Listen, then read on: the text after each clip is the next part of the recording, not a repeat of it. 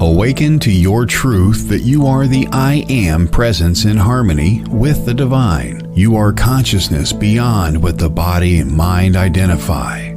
Your hosts Linda Hope and Sharon Berkowitz will remind and enlighten you to know your divine nature. You were born into the body already aware, but forgot it as you expanded your sense of identity, ego mind, pattern behaviors, and habits.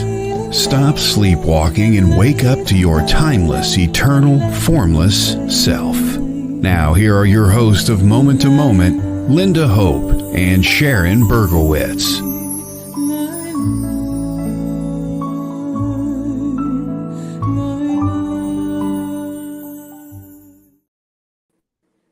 Well, welcome everyone. Namaste. Welcome to Moment. I'm filling in for Linda Hope, who is on vacation, and my name is Sharon Berkowitz, and you're listening to WLTK-DB Talk Radio. And my special guest is with me, Sage. Welcome, Sage. Aloha. Hi. Hi. Our topic for today is a chapter in my book, Light Wisdom, Awakening to Your True Self. And the title is, How Can We Be in Conscious Awareness Using These Four Truths to Awaken? And during this time, Sage is going to help bring to light these wonderful four amazing truths. So you're ready to begin, Sage? You bet. Sure am. Welcome, everybody. Yes. Yep. Well, welcome. Well, I like to start out with a quote by Louise Hay. I changed my life when I changed my thinking. I am light. I am spirit. I'm a wonderful, capable being. And it is time for me to acknowledge that I create my own reality with my patterning. If I want to change my reality, then it is time for me to change my mind. And we did alter a word in there. We changed that I create my own reality with my thoughts. And actually it is with your patterning. So Sage, can you say something about that? Yeah, I'd love to. Thank you. I'm not sure that we realize that 100% of our reality is a product of our mind, and every egoic mind, 100% of the egoic mind is 100% patterned. So whatever you're experiencing in your outer world that you perceive with your eyes or your ears or you think is because of your own patterning until you can move beyond your egoic mind. You're seeing your patterning unfold and play out. Right. So everything emanating from your mind is the egoic mind. And that's what is creating the reality that you're projecting. Would you say something? The patterns are projecting. So you, in other words, a better way to say it, or a different way might be to say that your egoic mind takes what it believes, what it perceives, what it thinks, all its programming, all its indoctrination, and it superimposes onto the reality of what is. So you could see something as very sad if you are patterning and still have patterning left inside yourself as sad. You remove the patterning, and what you see is the reality of just what is. It's neither sad nor happy. It's just in its natural state of being, perfectly divine. Yes, well said. Thank you. Thank you, Sage. And I'd like to start out with an opening practice. So if everyone, go ahead and please place your hands on your heart center. So sit relaxed and roll your shoulders back as such. Love is me. Love emanates as me and guides me. Love balances me with serenity and joy unfolded in the eternal now present moment. This is my truth. This is who I am with a clear understanding and fulfillment as I am love. Breathe deeply.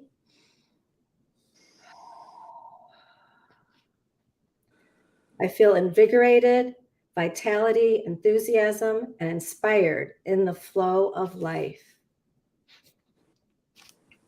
So I'd like to begin too talking about consciousness. So we say that all there is consciousness. Everything is consciousness. There's no thing that is not consciousness. And contrary to the belief that there is consciousness in everything, actually the opposite of that is the truth. Everything, including us, is in consciousness. The mind is merely a reflection of that consciousness, even if it's not in awareness. And Sage, as we talked about, the egoic mind consciousness shows you also your frequency and your vibration. So we know that there are 7.8 billion in the memory of individuated beyond separation ones, and we are localized. We're localizations of consciousness showing up in the form of, and then you can say your own name, because that's who you are. That's who you're showing up as form, right? So we talk about that, and what we're talking about today is the exciting four truths. And so we want to go further into this, and this is the book that we're using, Light Wisdom. Let me put it in front of me here. Yep, thank you. So what we want to talk about too is when we talk about localization, when that dissolves, that the consciousness doesn't dissolve. And so can you explain that a little bit further about how we're dissolving consciousness, our own selves and form and consciousness, and that all that is left is that there is infinite consciousness? Yeah.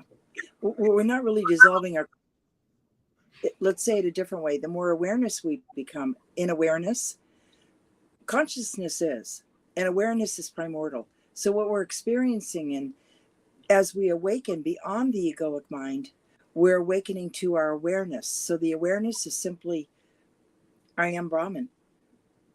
And as Brahman, I am experiencing, as Brahman, I am experiencing localized aspects, versions of everything emanating from the egoic mind. So the egoic mind, if we could use it in a whole nother way of saying that the egoic mind, let's use it as a tool, that if you want to see is something, then your mind will allow you to see it. If you want to experience something and have an experience in the illusory world, your mind will allow you to do that. But what we've gotten so far off base with is that people have begun to believe that they are that, and that they are the body, and that they are the consciousness, or that they are, that it is in them. And that's actually not true. We are in the awareness that we're having the experience through the experience of Sharon, Sage, whoever else, Todd, whoever else is here with us, joining with us tonight.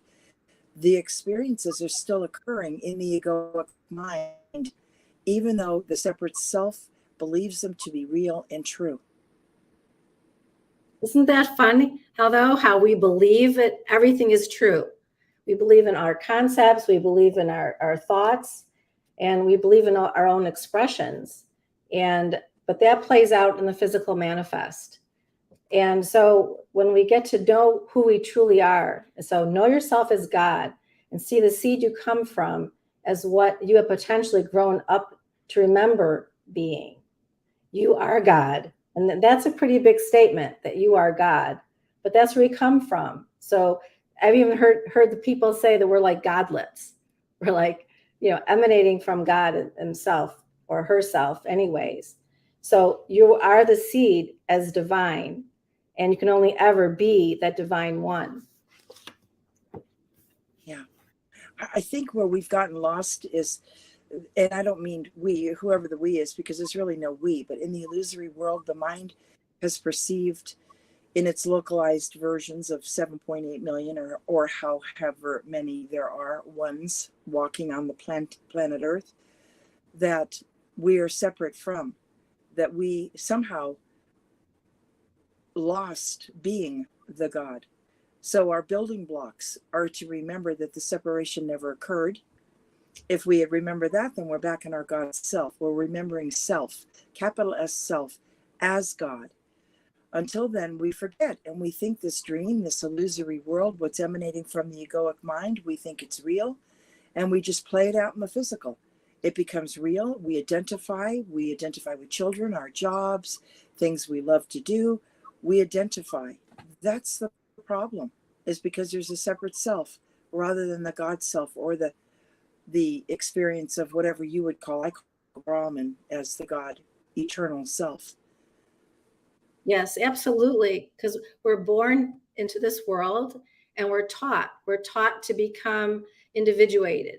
We're taught to develop our own unique gifts from 0 to 7. We're just learning, we're observing, and we're learning from our primary caregivers.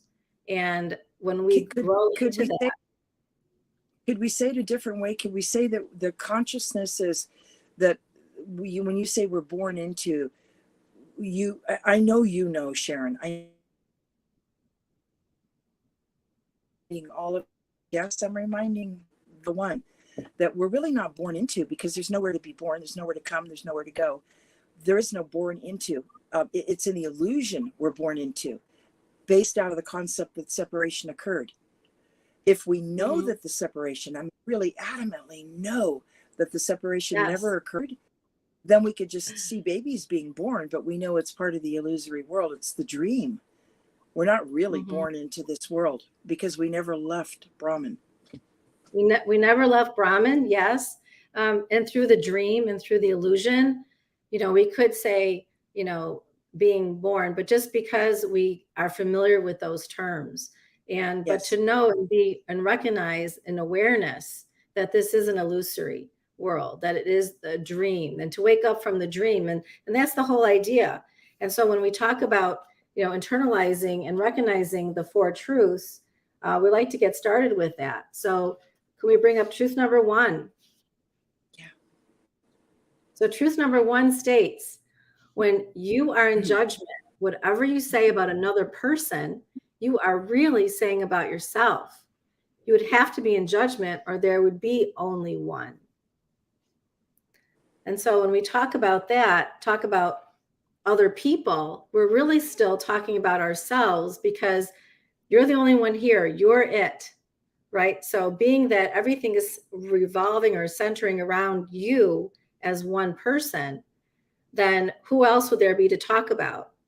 But being in this truth is understanding that if I say, oh, that person did something terrible and they were angry about it and they're exhibiting this behavior, and if I get caught up in that and attached to it and have a reaction that they did something wrong, then I'm pointing out something about myself. So instead of pointing the finger out that way, I need to bring it back and say, so what I'm saying about that person is really about me. And we say that, how do you refer to that, Sage? Would you agree? I do agree. And I like what you said. I think the optimal word here is judgment, because when we judge something, we're automatically, judgment is one of the 4 components that holds the reality of duality in place. And judgment implies that you're judging something outside yourself, when in fact the truth is, excuse me, there is only one. So when we're we have to be aware, judging something as good or bad, right or wrong, pretty or not pretty, smart or not smart. Can you identify when you're thinking in a judgmental way? Because when you're judging something or a thing, an experience, you're really judging you other than judging yourself. If there were 5 gods, or 50 gods, or 500 gods, then God would be broken down into parts. Brahman God is not broken down into parts. There's only one. So if I'm judging anything other than... Go ahead. Oh, okay. So I was just going to say too, when we talk about with judgment, that we're actually then speaking in duality, in terms of duality, because actually unconditional love is all there is. And there's anything else that appears to be is in duality. And that's through perceived superimposition, which we talked about earlier. So that perceived, superimposition is created through projections and judgments of yourself about another person, place, or thing, and it's still pointing back to yourself. And we call this the mithya. The mithya is this perceived reality that we have and that we're in, or believe that we're here. And it's a virtual reality consisting of projections. So in judgment, you will never heal your erroneous beliefs, and you'll continue to express oppositely your beliefs that are real to you. And this is because in this virtual reality that you perceive that you live in a world of duality. So you're erroneously believing the mithya to be true.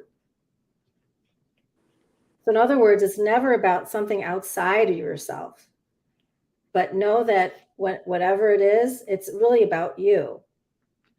So that's the thinking and the believing that what we're saying, it's always reflecting to you, for you. So like we said, for example, if you're angry, if you see somebody, or if you're angry and you're projecting anger onto another person, that's where you're holding that person responsible. So it's always taking the responsibility back to yourself. So we have to remember that there is only one, and there's only one of us here, and that's you. And it's your egoic mind that you're believing in. But if you would say, well, it is what it is, and not projecting and having a perception about being about another person, then it could show you also where you're still being veiled. If you're creating anger about another person. So Sage, can you explain that a little bit deeper? And what specifically, Sharon? So when we say that people, that it's the separate self that they forgot, that the separation never occurred. Yes. So whenever someone gets triggered, yes, that, are they accepting responsibility? Are you perceiving them as accepting the responsibility? Or are you still in judgment about that person? Yeah. Okay. First of all, when you get triggered, you have to know it's about you. Bottom line, no exception, it's about you. If you're triggered, it's not about what anybody's doing or what you're experiencing in your mithya and your perception, your illusory world, thinking somebody's doing. It's 100% about you.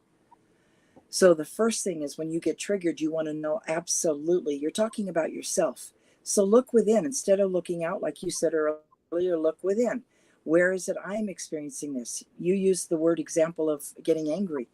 If you get angry at another person, place, or thing, you're judging their action for something that what it did is it just triggered your own anger. It's anger you've had. It's a state of mind called anger that you've had inside yourself that you haven't dissolved yet, that you're superimposing onto the experience, thinking they've done something, and you're angry about what they've done, but they are you. When we get to the place, continue. Go ahead.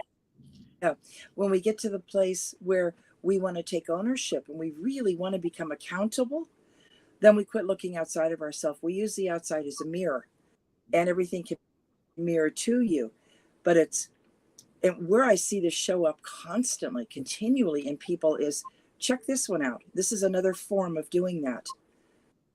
Oh, I went for a walk today and I saw this bunny rabbit had gotten caught in a trap. The person you're speaking to says they take the conversation away from you and they start talking about, yeah, it was so sad the other day. I was driving down the street and I saw some old lady who had to walk across the street by herself.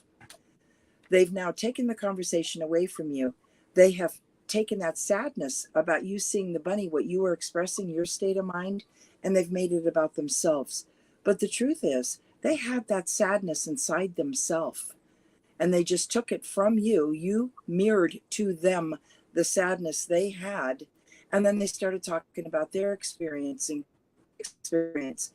Not only have they created and supported the illusion of separation, that there's two, a you and a me, they didn't listen to you. They didn't stay with what you were saying was sad. It just triggered their own sadness inside. Yes, and it wouldn't have showed up for you. You wouldn't have seen that if it already wasn't inside of you first. Correct. So once you have it there, what it is, the mirror is just showing you something that you need to take a look at for yourself, because it's never really what you think it is. But when you recognize that and have that awareness, that creates the shift in your consciousness. And that shift helps you to awaken. It helps you to take ownership. And it helps you to then realize that you don't need to be in judgment, that you aren't in judgment. Once you have that awareness and you take that responsibility for yourself, that, oh, that's my anger, that's my own personal, and I can inquire within a little bit deeper into that. Beautiful. So why don't we take principle, this number one truth, why don't we take this and just use it as a place where people can invite all of our guests and anyone listening to this, where you can start to use this truth that whenever you're in judgment, the word being judgment of another person, place, or an experience, eliminate the other person, place, or experience. See what it's mirroring to you. See what your state of mind is. And it's going to give you an opportunity to go within, and eventually, hopefully, you will dissolve those states of mind. And therefore, you will never see sadness again or experience that state of mind of sadness once you've healed your state of mind. You've dissolved your state of mind, not healed, but dissolved your own state of mind of sadness. Yes, very good exercise. Let's move on to truth number 2. Okay. Truth number 2, no one can do anything to you or make you feel any way or anything. So as you are the only experiencer in your reality and the center of your universe, it may appear that something or something is being done to you. The higher truth, however, it is not. Of course, it can't be done to you, if for no other reason. It is because this is your dream. Yes, this is a dream. And just to remember that. So someone isn't doing anything to you, and we could replace that they're doing it for you. So it's for you to see something and mirroring to you what it is that you need to recognize about yourself.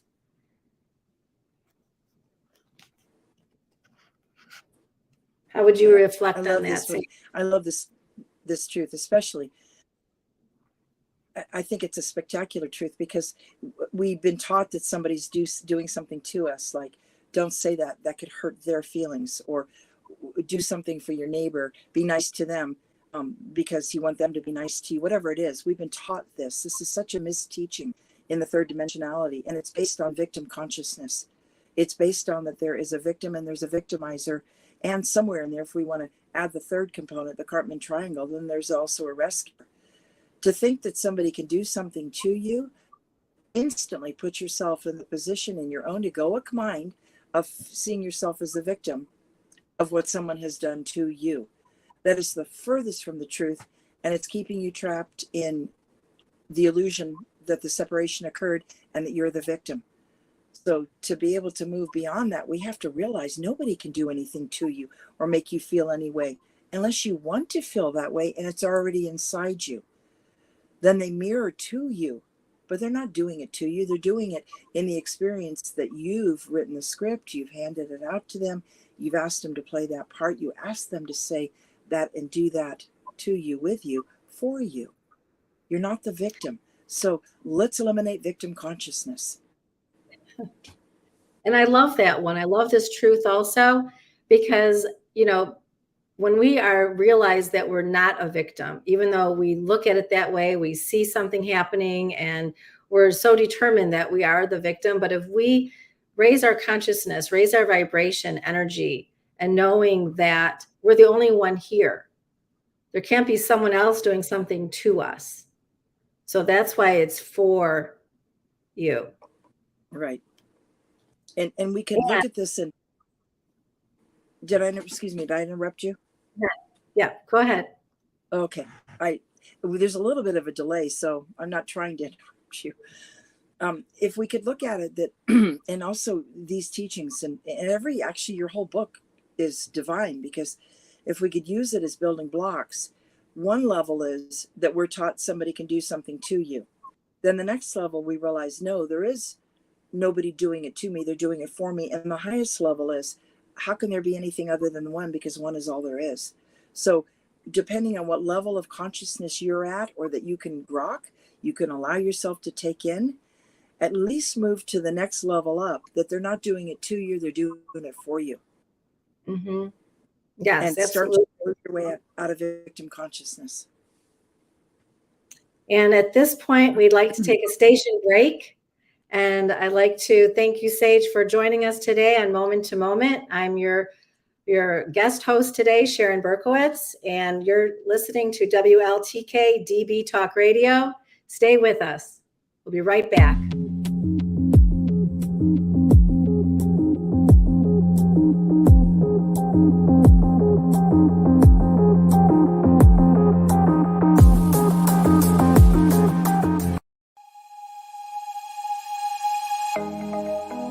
If you have a set of dowsing rods or a pendulum lying around, then learn how to use them.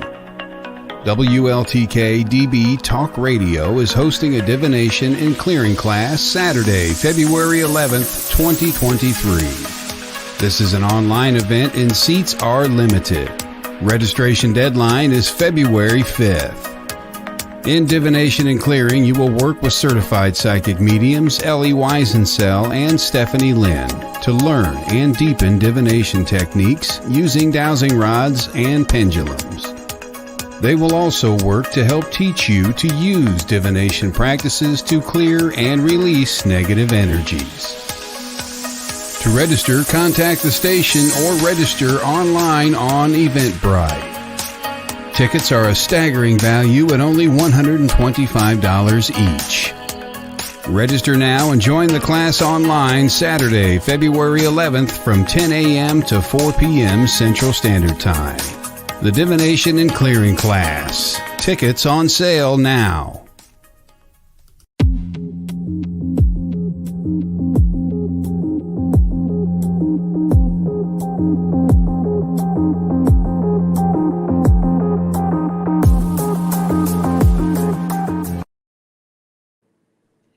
Welcome back, everyone. You're listening to Moment on WLTK-DB Talk Radio.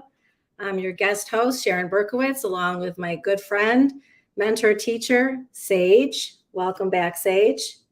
And we're talking about the 4 amazing truths to help you to awaken in the consciousness. And we're on truth number 3. And here it is. There is no such thing as right or wrong. What do you mean there's no such thing as right or wrong, you might say? Don't we have right? Don't we have versus wrong? Don't we have discernment? Don't we have these things? But in actuality, the experience without judgment is what we're looking for. We're looking for an integration of receiving the meaning and gifts, the shift in consciousness. And that occurs when you don't judge yourself or the perceived players in your script as right or wrong. You dissolve this belief system, construct, and all there will be experienced as acceptance and allowance. So, Sage, how would you address that? We could start off with appreciation. If you can't accept something, you at least start with appreciating it, appreciating that you created it. When we say there's no right or wrong, what we're saying is stop blaming. Stop looking out there as if you're the victim, thinking you're right and someone is wrong. Because ultimately what we've done in the universe for many, many, many ones is we've set up a belief system that someone's doing something wrong, and therefore that automatically then would make you right if you don't do that. So we set up that own internal judgment system to judge someone as wrong so that we can feel right. It's such a trap, and it just keeps you trapped in your own victim consciousness, unable to go beyond. And I understand, I've had many conversations, and some of them with some very qualified therapists, clinical social workers, PhDs in psychology, and they'll all say to me, but you're trying to say that if there's no right or wrong, then you're trying to say anything goes. What stops me from killing you right now? What stops me from beating you up right now? So the caveat that comes with there's no such thing as right or wrong is, first of all, appreciate rather than blame. Don't blame what you're experiencing. Take a look at it and see what you're trying to learn from it in the 3D world, in your egoic mind. And instead of blaming someone, take responsibility for why you're experiencing what you're experiencing. It'll take you a hell of a lot further than saying somebody's wrong for what they did. That stops you dead in your tracks right there. Yes, absolutely. And that's the lesson here. And the lesson is just erroneously believing that oneself can be a victim. So it will undermine one's sense of self and promotes one to be unwilling to accept responsibility. So the paradox of that is to really accept the responsibility for really what is happening in your outer world. And when you do accept that, and you are the only perceived creator in your reality, and know that you are here for the opportunities that will help you to awaken from this dream. So it's being just an awareness of that. And that will shift your consciousness into a higher vibration awareness. And I love that, Sage, what you said about being in gratitude, because no matter what is happening, you say, well, thank you for that. Or I love that. I love that happened. Or I love that about myself. Even though at a time you might say, well, that's just hogwash. I can't believe I'm saying that, but it really is about creating that foundation of gratitude, coming from that foundation rather than going down an old rabbit hole with patterning and habits and believing that to be true. So if you just stop it and just say, well, thank you for that. Because thank you is actually the best thing that you could say in any given situation. Right on.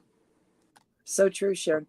When you think about it, and you're taught from your parents, these are well-meaning people, but they're and this is not a judgment. This is an observation. They are well-meaning people, our parents, our teachers, in a very third-dimensional indoctrinated world.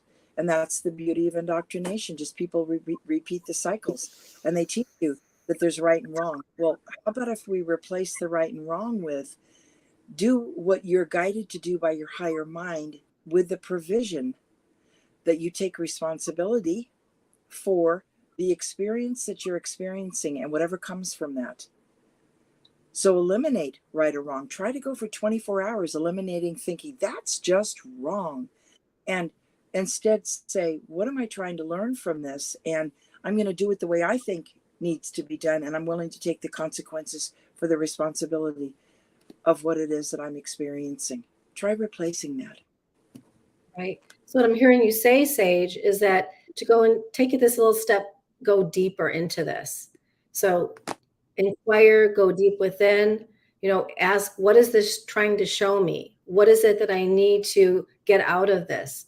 What benefit am I receiving from that happening? What did I get from this that I could learn something new, that I could evolve, have an evolution of momentum moving forward, that instead of looking back and being upset about something. So it gives you an opportunity. Like everything is an opportunity. Everything is a gift. And sometimes they just show up in very strange looking packages. But yes, as we unwrap those gifts and we realize, okay, what is that really trying to show me? What is the point? Because nothing is wasted. Nothing is lost. Nothing is happening for no reason. There's always something occurring for a particular reason. So let's move on. Okay, let's take a look at the next truth number 4. Well, truth number 4 states, all that is love. Therefore, all you are is love. So when we take it from that idea that everything is love, we say light, dark, but it's all coming from one. It's all still one love, no matter how you look at it. And it's more like your perception, that if you have a perception that veils your truth, that distorts the true one reality, then you're not seeing that love is. You're not seeing that it all is what it's for, is love. Because remember, it's not to you, it's all for you. And anytime that you see something that is doing anything other than love, or anything other than appears to be loving, you have to understand that you have forgotten then that all there is love. And so we're here to remember. We're here to remember who we truly are as Brahman, as one. And so everything is showing up to show us that. And Sage, how would you refer to that now? Yeah, like you said, what was rolling through my mind was, since Brahman is all there is, and everything is Brahman. There's nothing other than Brahman. It's the word. It's a Sanskrit word. Me following the Far Eastern Advaita Vedanta teaching, that I use the word Brahman. Some people use the word God. Since Brahman is all there is, and there's nothing other than Brahman, the only way to describe Brahman, if we had to use words, which we can't adequately, it's formless, it's beginningless, endless, it's formless, is to describe Brahman as love. So if you're saying there's something other than love, then you're really saying in another way there's something that isn't Brahman. How could that be true? Even if Brahman doesn't have to be a person, Brahman's formless. It could be a until we're beyond the mind, it is conceptual anyway. Come up with a concept of what you think Brahman is using your egoic mind. But come up with something and then realize that all that is love. So God's another word, Brahman's another word for love, love's another word for Brahman. There isn't anything other than that until the mind starts separating, dicing, slicing, separating into chunks and this and that, and believing it's something other than what it is. The only truth is love is. Mm-hmm. And the only truth is your Brahman, and Brahman is love. So I know people can get triggered by those words because maybe they have some unhealed place. I did when I was first learning 25, 27 years ago. I started on this path of enlightenment, and my first teacher would use the word God all the time. I would cringe. I did not like God. I was so judgmental of God, did not realize I was God. And until I healed that, I had a judgment. When we're healed, meaning we're not superimposing, we're not on anything state of mind that is interfering negatively or positively in our experience and superimposing onto, then I didn't want to look at the fact that God was everything and I am God. So we have to use these building blocks to get to the place where we can really own that we are. There's nothing other than Brahman. And that's the highest teaching that there is. It's not my teaching, it's the teaching. Yes. And that's again what you're saying, Sage, is to know who you truly are. You know, here we are in human form. So we've taken form, we've localized, and who we truly are. And as we said in the very beginning from, the Louise Hay, a quote was that we are spirit. We're actually spirit, having this wonderful experience of being able to have this experience in our form. And also I want in the mythia. Yes. Mm-hmm. Yep, absolutely. And some people can call that karma, Sharon. When we talk about mythia, some people say, well, why are we here? Well, we're not. But karma is the best example we can give for why people would reincarnate karmically, because they haven't dissolved their states of mind. Until the states of mind, until the egoic mind is dissolved, you will continue to reincarnate on the life-death cycle over and over and over again until you remember self, Brahman self. And that was the next point I was going to bring up. So you can ask yourself, are you holding on to and controlling your states of mind regarding that person? Because when we talk about other people, if you're the person withholding, what are you keeping inside? For instance, we talked about states of mind. resentment, bitterness, jealousy, competitiveness? Could it be one of these? And if you feel that someone is angry with you, look within yourself to see deeper what anger you have inside, realizing you've hidden that state of mind in the other person, and anywhere else you could have hidden those states of mind. And a lot of times we hide those states of mind even in our bodies. And so we experience disease or we experience pain in certain parts of the body, and it shows up that way. That's because we've hidden those states of mind in our bodies. And so when we release and let go of those states of mind, that's when we realize, who we truly are. Because all those states of mind are just showing us really who and what we're not, and what it is that we're looking to surrender. Beautifully said, Sharon. And, this applies everywhere. We have our relationships with other people, with work, your health, and any experience that you have in the outer world. So it's all related. And as you believe or perceive that you are experiencing someone and or yourself as other than loving, make an effort to see through the illusion. Your mind has superimposed onto that person or situation something other than love, like an erroneous belief coming from your own wounds. You must know that all you are is love. That's what we're talking about here. So remember these two important things now. Number one, there is only one of us here, and you are it. And number two, there isn't anything other than love except the mind's distortion. When we talk about one, we're talking about one vibration. We're talking about one mind, one heart. That's why people say, just be one. We are one. And so it's remembering that everything emanates from the one vibration of love. So any other comments you'd like to add about that truth? I do. I just want to say that remember that one is not you. That one is not me. That one is Brahman. Because a lot of people will get the misperception, or they'll hear it in their perceptional way that, well, you trying to say you're better than me, or that you're Brahman and I'm not, or because they're hearing through the belief system that the concept separation did occur, and it didn't. We can never forget that separation never occurred. You never left Brahman, or whatever you want to call it. You could call it universe, you could call it whatever you want to call it. It doesn't matter. It's a word. But you never left that. That is the only one vibration that's always been, ever will be, and everything emanates from that.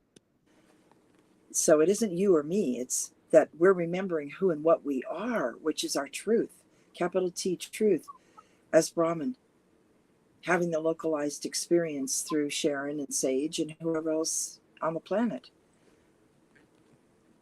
And here we are having this wonderful conversation, Sage.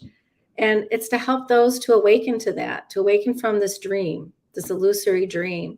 And the whole point, people say, well, what's my purpose here? Or why am I doing this? Why is this happening? And again, that's the outside. And we want to self-inquire. We want to look within and see what it is that it's really showing, what is presenting that we need to take a look at and take it to that deeper level. And as we have this understanding and we grow with that and we evolve ourselves, we're raising the vibration, not only of ourselves, but of other people around us, the perceived others. We're raising the vibration of the earth, the planet. We're giving it a life that is beautiful, that we could accept, that we're loving. And we're just showing this out there in the illusory world. But it's also just the reflection. Again, it's just showing us something about ourselves. And it's really coming down to your perception. So if you're not sure about something, ask for a new perception. Ask for something new to come in to help shift your consciousness.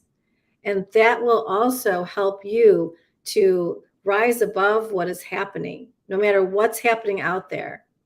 Like I always say, you can sit in a rock concert and still have peace. You could still emanate love just by being yourself And that's coming to your true nature, balancing yourself, having, a strong footing, on earth, because here we are walking on earth, and just being in that moment, that present moment, and in that acceptance. We said that present now moment. And I think that's a really beautiful way to live your life, and just knowing that, we're here to experience, but in that awareness of who you are as Brahman, as that higher self, that self being the capital S self, not the separate self. So that's why we're going into that higher mind, and not the egoic mind. Exactly. I'd like living in my heart center. Yes. Living in heart center. Yes. I'd like people to remember that the separation never occurred. And if you can really tear that apart, go into that, talk about that, think about that, pray about that. If the separation never occurred, then there can't be a my house in your house, or my belief system in your belief system. If we find ourselves making statements like that or thinking like that, then we're also believing that the separation did occur. And we fell in our consciousness, we're asleep. So it's really remembering, since the separation never occurred, you never left your Brahman self. Everything is just Brahman. And walk around remembering that, you're going to be walking on sunshine. Your life will be synchronistically, blissfully unfolding for you. Not the good stuff and the illusory world, bad stuff, but you're not in the illusory world. You're Brahman, you're in Brahman. And the illusory world is part of the imagination of the egoic mind. So understand the difference. Mm-hmm. Right. And always remember that as Brahman. And I like to read a quote from my book, from Eckhart Tolle.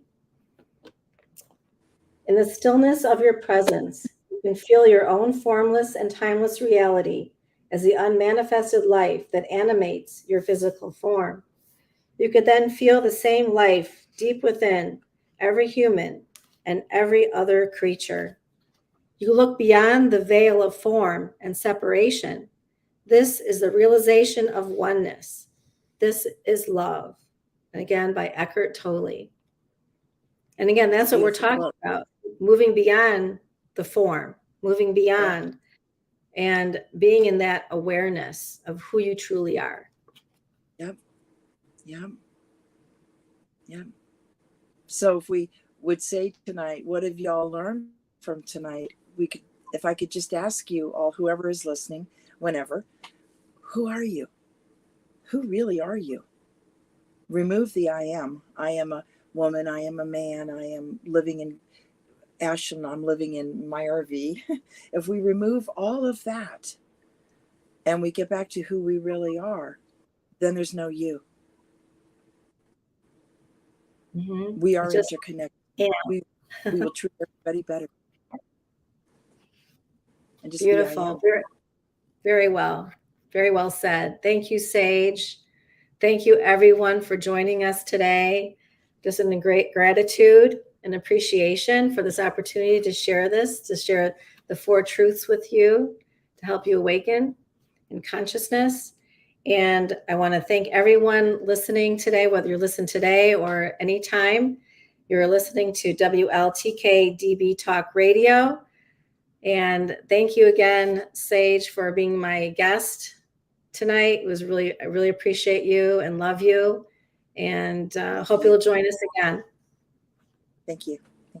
Yeah. And I'm your guest host, Sharon Berkowitz. Everyone and me, aloha. The truth is here and now on WLTK-DB Talk Radio at WLTK-DB.com.